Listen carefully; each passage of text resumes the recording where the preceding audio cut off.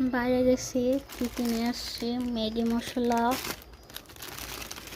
2 দর্জন নিয়ে আসছি, টুরুস, মিস্টার, আরও নিচে এখানে অনেক কিছু আছে।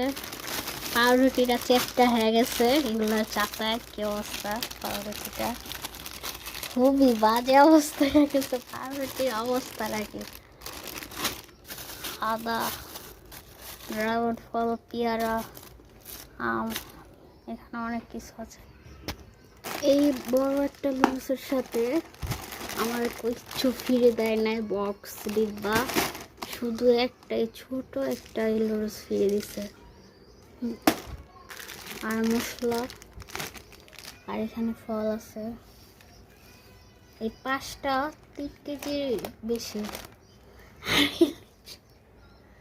এলেচু তো ভিতরে অনেক বিচি, কিন্তু মাংসই নাই, কিন্তু দাম অনেক।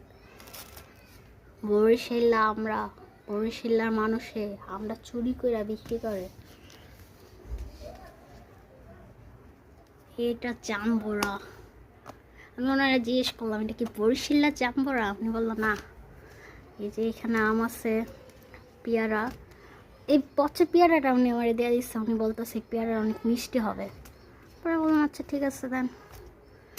আর এখন বর্তমান বাজারে গাজরের তো দাম অনেক, টমেটোর কেজি তো 200 টাকা। এই আলুটা অনেক ভালো, এটা আমি কবুতর তারপরে গরুর গোশ রান্না করি এটা দিয়া।